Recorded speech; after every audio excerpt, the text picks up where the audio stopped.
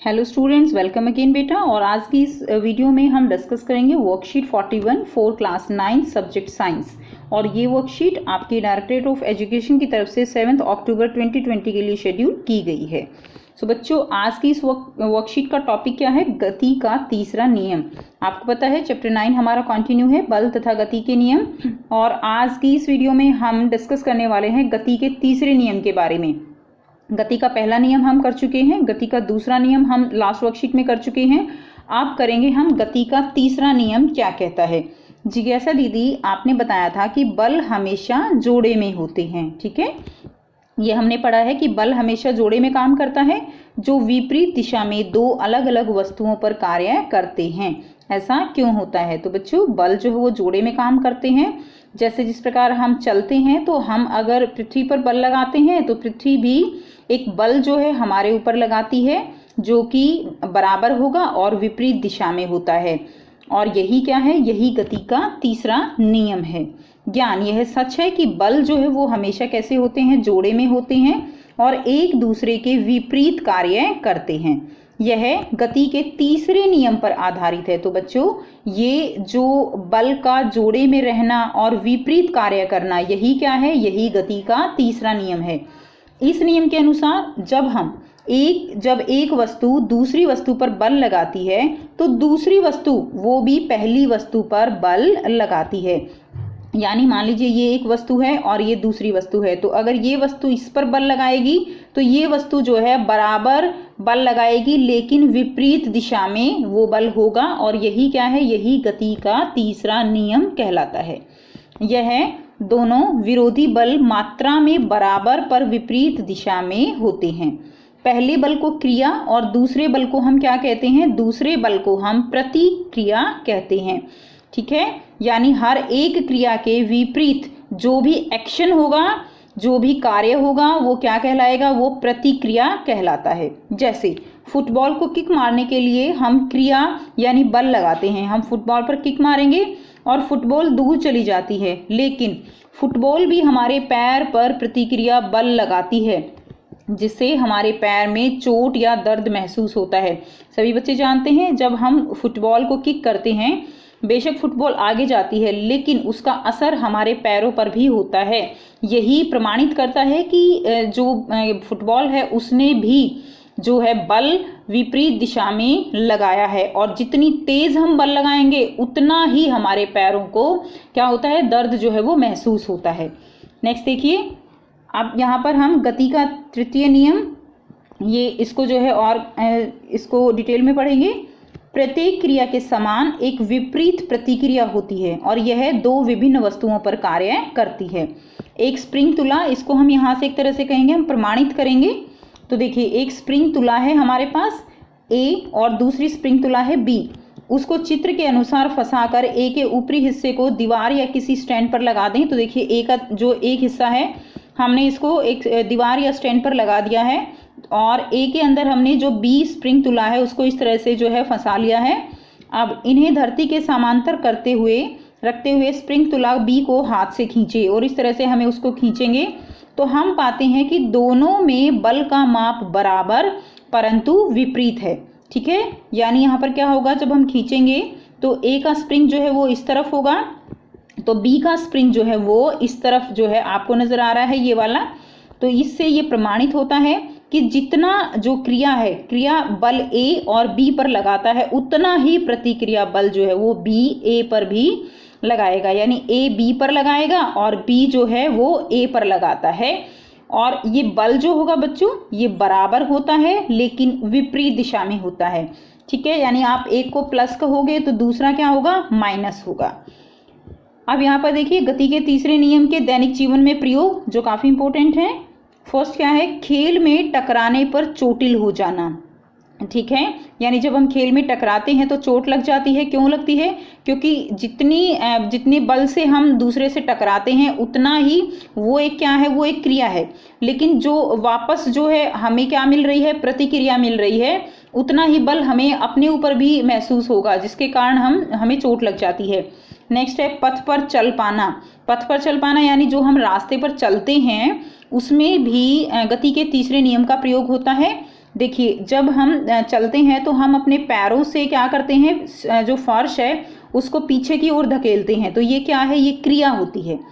अब उसके विपरीत बल लगेगा और वो जो है कैसी दिशा में होगा, विपरीत दिशा में। अगर क्रिया पीछे की दिशा में हो रही है तो प्रतिक्रिया आगे की दिशा में होगी। ओके, जिससे हम क्या होगा, प्रतिक्रिया जो बल है वो फर्श के ऊपर और आगे की ओर जो है हमें धकेलता है, जिसके कारण हम चल पाते हैं। नेक्स्ट देखिए, बंदूक से गोली छोड़ने पर बंदूक का प्रतिक्षेपण, यानी जब बंदूक से गोली निकलती है तो बंदूक जो है प्रतिक्षेपण यानी बंदूक वो पीछे की तरफ जाती है। तो ऐसा क्यों होता है, देखिए बंदूक क्या करती है, बंदूक जो है वो गोली के ऊपर एक बल लगाती है, जिससे जो गोली है वो कहाँ जाएगी, आगे की तरफ जाएगी। अब जो गोली आगे की तरफ जा रही है यानी बंदूक ने बल लगाया, वो क्या है, वो क्रिया है। ठीक है, अब जो क्रिया है उसकी प्रतिक्रिया भी होगी। प्रतिक्रिया कैसे होगी कि जैसे फायर करते समय बंदूक गोली पर जो है गोली पर आगे की ओर बल लगाती है, गोली बंदूक पर बराबर बल लगाएगी लेकिन पीछे की ओर बल लगाएगी, जिससे बंदूक क्या करती है, बंदूक का प्रतिक्षेपण होता है, यानी बंदूक एक तरह से पीछे की तरफ धकेली जाती है। नेक्स्ट क्या है, रॉकेट का ऊपर उठना। तो रॉकेट का ऊपर उठना भी जो हमारा गति का तीसरा नियम है उसके ऊपर कार्य करता है। ठीक है, नेक्स्ट क्या है, नाविक का आगे की ओर कूदने की स्थिति में नाव का पीछे की ओर गति करना। इसमें जब जो नाविक है वो आपने देखा है कि जो नाव है उनको आगे पकड़ के और तब उतारा जाता है। ऐसा क्यों है, क्योंकि अगर हम आगे की तरफ जो है नाव को हम क्या करेंगे, हम पीछे की तरफ धकेलेंगे तो उससे एक जो प्रतिक्रिया होगी जिसके कारण हम गिर सकते हैं। ठीक, तो ये भी गति के तीसरे नियम पर ही आधारित है। आप यहाँ चित्र में भी देख पा रहे हो कि अगर नाविक जो है वो आगे जाएगा तो यानी जो बल है वो पीछे की तरफ भी लगेगा, तो उससे क्या होगा कि जो नाव है वो पीछे की तरफ गति करेगी। ठीक, नेक्स्ट है ट्रैम्पोलिन के खेल में कूदने पर वापस उछलना। तो ये आपने जो है बच्चों को खेलते हुए देखा होगा, तो इसमें जो है बच्चे एक फोर्स से इसके ऊपर कूदते हैं, वो क्रिया है।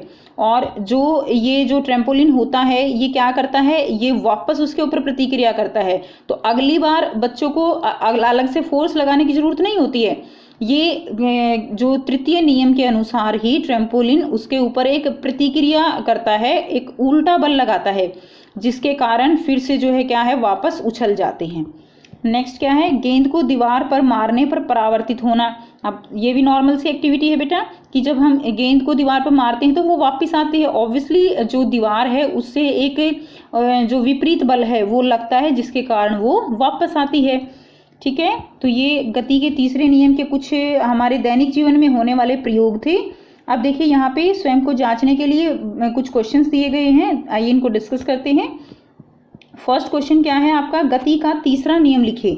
तो बेटा गति का तीसरा नियम जो है यहाँ पर दिया गया है, ये देखिए, एक वस्तु, यहाँ से आप लिख लेंगे, जब एक वस्तु दूसरी वस्तु पर बल लगाती है तो दूसरी वस्तु भी पहली वस्तु पर बल लगाती है, और यह दोनों विरोधी बल मात्रा में बराबर पर विपरीत दिशा में होते हैं।